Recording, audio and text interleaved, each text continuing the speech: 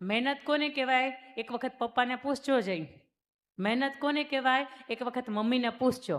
તમને રોટલી કાચી લાગે ને, તમે ન ખાઓ, પણ એક વખત અહીંયા રસોઈયાવાળા કાકા છે ને એને પૂછજો કે મહેનત કોને કહેવાય. તમે એક વખત તમારી જમવાની ડીશની અંદર એઠું મૂકી દો છો, બહુ બિંદાસ એઠું મૂકી દઈશ. આજે હું સવારમાં જમવા ગઈ હતી, મેં ત્યાં બોર્ડ વાંચ્યું છે, બહુ મજાનું. બોર્ડની અંદર શું લખ્યું છે વાંચ્યું છે તમે ત્યારે ક્યારે? રોજ તમે જમવા જાઓ છો ને, તમે જાઓ છો એટલે તમે નહીં જતા હોય, તેની અંદર બહુ સરસ મજાનું લખ્યું છે કે તમે એઠી થાળી છોડી દો છો ને ભાઈ, ત્યારે ખબર નથી પડતી કે ક્યાં જાય, ગટરમાં જાય. પણ એક બાળકે ડૉક્ટર સાહેબને એવું કીધું હતું કે ભૂખ ન લાગે એની કોઈ ટીકડી ખરી? કેટલાય દુનિયામાં એવા બાળકો છે કે જેને ભૂખ લાગી છે પણ એને ખાવાનું મળતું નથી. એટલે આ મહેનત કરીને કોકે આપણને કંઈક આપ્યું હોય ને તો એની કદર કરતા શીખો. મમ્મી બહુ મહેનત કરીને સુખડી લાવી હોય પણ આપણે સુખડીનો ડબ્બો આપી દઈએ બાજુવાળી બેનને, કારણ કે મને ભાવતી નથી. મમ્મીને બિચારીને એમ થાય કાજુ બદામને ડ્રાયફ્રૂટ નાખીને લઈ જાઓ, હમણાં એક્ઝામ છે ખાશે. પણ આપણે ખાઈ ખાતા હોય તો બહુ સારી વાત છે, પણ મા બાપે આપણી ઉપર જે મહેનત કરે એનું ફળ આપણે મા બાપને આપવાનું છે. આપણા શિક્ષકો આપણી ઉપર જે કંઈ પણ મહેનત કરે છે ને એનું ફળ શિક્ષકોને આપવાનું છે. ભાઈ ક્લાસની અંદર કોઈ નાપાસ ન થાય ને તો એની ખુશી તમને ન હોય. આ શિક્ષકોને પૂછો, ક્લાસની અંદર બધાય ફૂલ્લી પાસ હોય, તમને આનંદ કેટલો થાય? કેટલો આનંદ થાય બહેનો? કેટલો આનંદ થાય? ખબર છે હું બોલું છું? શિક્ષકોને કામ નહીં નથી ને એબીસીડી, એટલે એનું ન ધ્યાન હોય, એમાં કંઈ નવાય નહીં. પણ તમે આખો ક્લાસ ફૂલ્લી પાસ થાવ ને તો એનો આનંદ તમને ન હોય ને એટલો એ લોકોનો હોય, કારણ કે એ લોકો તમારી માટે મહેનત કરે છે. મા બાપ ક્યારેક ફી ભરે ને તો એને પૂછજો કે આ ફી કેવી રીતે આવે છે. એક વખત ઘરે જાઓ ને તો એક વખત એને ઘરે જઈને પૂછજો કે પપ્પા તારી ફી કેટલા છે? તમારી ફીસ કેટલી છે સ્કૂલમાં? 7,000. એક વખત પપ્પાને પૂછજો છે આ 7,000 આવે છે ને પાછળ તમારી મહેનત કેટલી થાય છે? એક વખત પૂછજો ને, આજ ઘરે જાઓ ને એટલે પૂછજો કે તમે એક રૂપિયો વાપરો ને તો તમને કિંમત થાય. એ પછી આવશે એફ, ફેથ, શ્રદ્ધા, અતૂટ વિશ્વાસ ઈશ્વરની અંદર. ક્યારેક એવું બને ને કે તમે ઈચ્છો એવું થાય, તમે ઈચ્છો એ પ્રમાણે આવે, બરાબરનું પરિણામ આવે. ક્યારેક એવું બને કે તમે ઈચ્છવું હોય એ પ્રમાણે કાંઈ ન થાય. તમે બધું સાચું લખ્યું હોય પણ બધું ખોટું થઈને આવે, પણ એ સાચું જ હોય પણ તમારું ખોટું લખેલું છે એટલા માટે થાય. એક બાળક હતો ને, બેસ જાઓ તમે ચિંતા ન કરો, આ લોકો ઊભા નહીં થાય, તમે બેસ જાઓ, તમારી મહેનત તમે શ્રેષ્ઠ આપો છો. તમે એવું હોય તો હું નહીં આવી જાઉં, તમે બેસ જાઓ બસ બેસ જાઓ. એક બાળક છે ને એને એના મમ્મીએ બેસાડ્યો ઘંટીની પાસે કે તું ભાઈ બેસ અહીંયા થોડીક વાર. ઘંટીની અંદરથી ઓલો લોટ બારો આવે ને તો આમ થોડું ખંખેરતો જાજે. તમને ખબર ને આ સિસ્ટમ ખબર ને? હા, તો એ થોડું ખંખેરવાનું કીધું હતું. એ બાળક હતો અપલખણો. કોના જેવો? તારી જેવો. તો અપલખણો જ. એ બાળક હતો થોડોક તોફાની. એ બાળકને એમ થાય કે આ ખંખેરવાનું કહે છે તો એક વખત ઓલા ઘઉં જાય છે ને તો એમાં વધારે નાખું તો જલ્દી આવી હું તો ઊભો થઈ જાઉં. ઘઉંને નાખવા ગયો ને એમાં આંગળી હોતી આવી ગઈ. 3 આંગળી હતી ને એના જો આગળનો નખનો ભાગ હતો ને કટનારાને કપાઈ ગયો. બહુ રોયા, ધબધબાટી રોયા. લોહી એક બાજુ રહી ગયું, લોટ હતો એને એક બાજુ રહી ગયું. પપ્પાની બીકે કાંઈ બોલાય નહીં. એના મમ્મીની યાર ધમ પછાડા કર્યા. પછી એના મમ્મીએ માથે હાથ મૂકીને એવું કીધું, બેટા ચૂપ થઈ જા, ભગવાને જે કર્યું એ ખરું. એટલે બરાબરનો ખીજાણો હોય, છઠ્ઠું ભણતો તો એ બાળક, બરાબરનો ખીજાણો. તને કાંઈ ખબર નથી પડતી, હાથ મારો તૂટી ગયો, લોહી નીકળે છે અને પાછી એવું કે ભગવાન જે કરે બરોબર કરે. તારી વાત હાવ ખોટી. પછી સારું થઈ ગયું. થોડોક સમય ગયો ને એટલે એને રૂજ આવી ગઈ. પછી ભાઈ 8મું ભણતા હતા ને એટલે પ્રવાસમાં ગયા. ક્યાં ગયા? પ્રવાસની અંદર ગયા. જંગલની અંદર એ ભાઈ અને એના દોસ્તાર બેય પીખુટા પડી ગયા, રસ્તો ભૂલી ગયા. અને ત્યાં જઈને ઓલા ઝીંગા ડાલા હું આવે ને એ લોકોએ આ બેયને દબોચી લીધા, બરાબરના પકડ્યા અને પછી લઈ ગયા એના ક્ષેત્રફળની અંદર.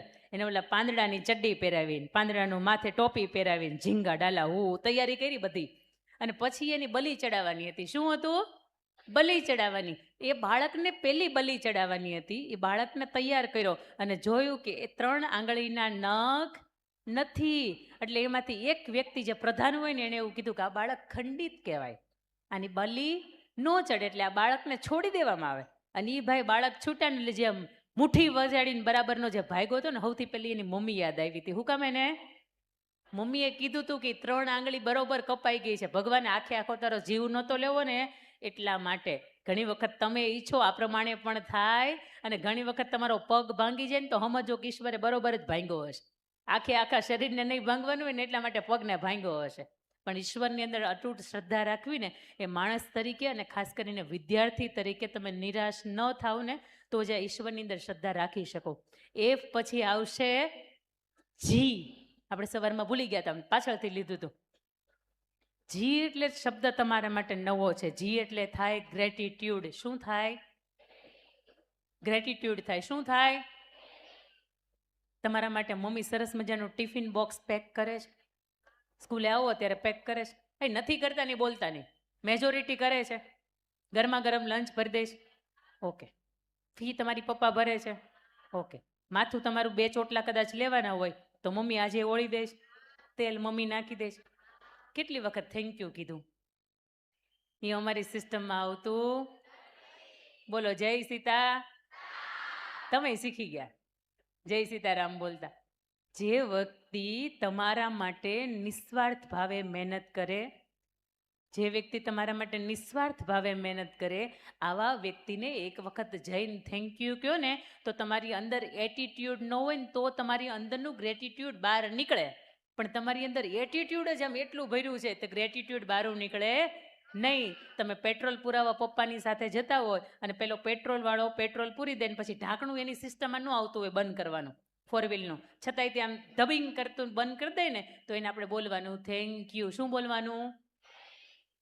સરસ મજાના ટીચર્સ તમારા માટે બેસ્ટ મહેનત કરતા હોય અને તમને કંઈક નવી દિશા તરફથી નવા કન્સેપ્ટની સાથે શીખવાડે ને, નવો અઘરો સબ્જેક્ટ હોય અને તમને મગજમાં બરાબર ન ઉતરી જાય ને તો ટીચર્સને કહેવાનું થેન્ક યુ. પપ્પા એવું કે હવે ચિંતા નહીં કરતી, તને ક્યારે બહાર ઊભા નહીં રાખે કારણ કે તમારી ફીસ ટોટલી પે થઈ ગઈ છે. પપ્પાને શું કહેવાનું? Thank you. મોટો ભાઈ હોય કે મોટી બહેન હોય, તમારો જન્મદિવસ હોય અને તમારા માટે સરસ મજાનું કંઈક ગિફ્ટ આપે તો એને શું બોલવાનું?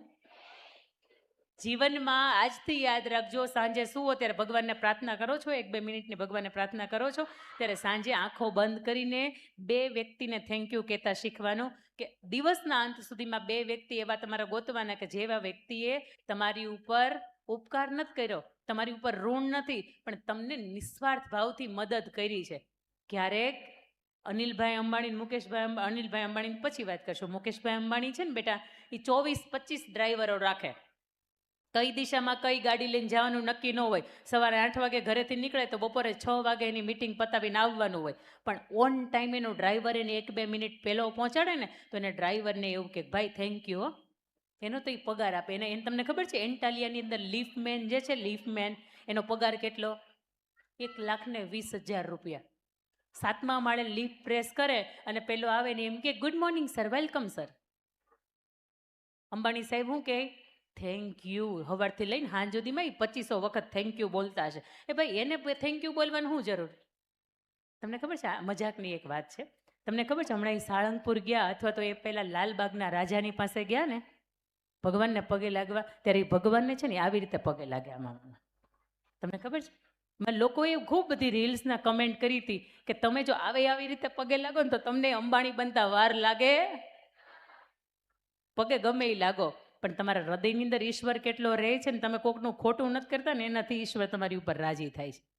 જી તમને શીખવે છે કે દિવસના અંત સુધીમાં કોઈ પણ 2 વ્યક્તિ એવી ધારવાની કે જેને થેન્ક યુ કહેવાનું. શું કહેવાનું? Thank you.